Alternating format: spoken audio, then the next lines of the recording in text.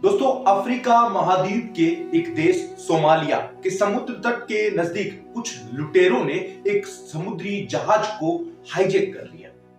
हालांकि वहां भारतीय नौसेना अब पहुंच चुकी है। भारतीय सरकारी न्यूज एजेंसी के मुताबिक भारतीय नौसेना ने आईएनएस चेन्नई को उस पर ध्यान रखने के लिए यहां से रवाना भी कर दिया है। एक खबर और आई है जिसमें यह पता चला है कि नौसेना के ही मार्कोस कमांडो ने अब उस जहाज पर अपना कब्जा कर लिया है और अब तलाश जारी है उन लुटेरों की।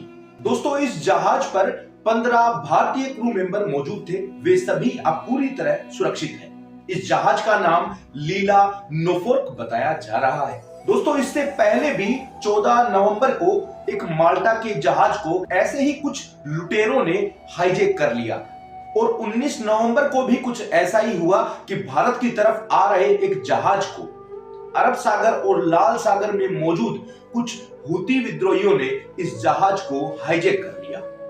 तब उस वक्त इजराइल के प्रधानमंत्री बेंजामिन नेतन्याहू ने आतंकी हरकत ईरान की तरफ से की गई है। क्या है ये पूरी खबर, आइए विस्तार से जानते हैं। दोस्तों, जानकारियों से लबालब रहने के लिए गोगिलियो चैनल को सब्सक्राइब कर देना। तो स्वागत है आपका एक बार फिर से गोगिलियो के शानदार से एपिसोड में।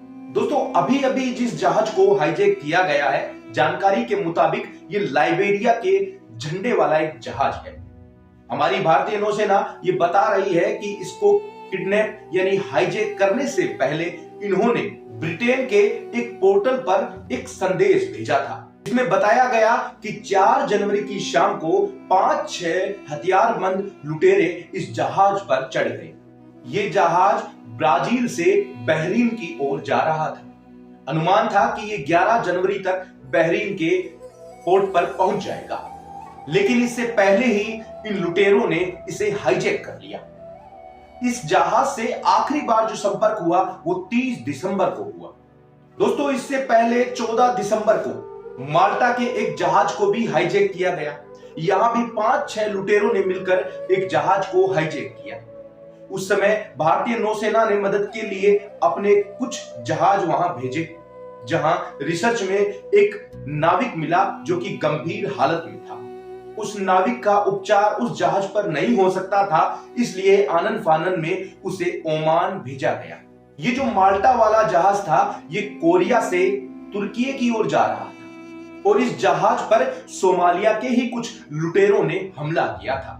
दोस्तों, ऐसा नहीं है कि ये घटनाएं अब ही होने लगी है या अचानक से होने लगी है। इससे पहले भी साउथ अफ्रीका महाद्वीप के इस देश सोमालिया के तट के आसपास कई बार ऐसी वारदात हो चुकी है। 19 नवंबर 2023 को भी तुर्की से भारत की तरफ आ रहे एक जहाज यानी लाल सागर से आ रहे इस जहाज पर कुछ विद्रोहियों ने यानी हूती विद्रोहियों ने इस जहाज पर हमला कर दिया। दोस्तों, हमला हुए इस जहाज का नाम गैलेक्सी लीडर बताया जा रहा है। इस पर यह भी बताया जा रहा है कि इस पर 25 भारतीय क्रू मेंबर मौजूद थे। हूती विद्रोहियों ने एक वीडियो में यह बताया है कि उन्होंने इस जहाज को इजराइल का जहाज समझा, इसलिए इस पर हमला कर दिया। और ये बातें जब सामने आई तो इजराइल के प्रधानमंत्री बेंजामिन नेतन्याहू ने आतंकी हरकत ईरान की तरफ से की गई है। साथ ही ये दुनिया पर किया गया एक हमला ही होगा जिससे पूरी दुनिया की शिपिंग लाइन डिस्टर्ब हो सकती है। दोस्तों, अब हम बताते हैं आपको कि आखिर ये लुटेरे बने कैसे। क्या यहाँ लुटेरों का ही व्यापार है? क्यों इन पर कोई कंट्रोल नहीं कर पा रहा है? तो हम आपको बताते हैं कि ये जो सोमालिया का समुद्री तट है, ये मछलियों से भरा हुआ है, यानी यहाँ बहुत बड़ी मात्रा में मछलियां मौजूद है। इससे पहले यानी 1990 तक इस देश में ज्यादातर लोग मछलियों का व्यापार किया करते थे और इस पूरे देश की अर्थव्यवस्था मछलियों को बेचकर ही चलाई जाती थी। लेकिन 1990 के बाद यहाँ पर सिविल वॉर चालू हो गया, यानी जनता ने अपनी सरकार का विद्रोह शुरू किया।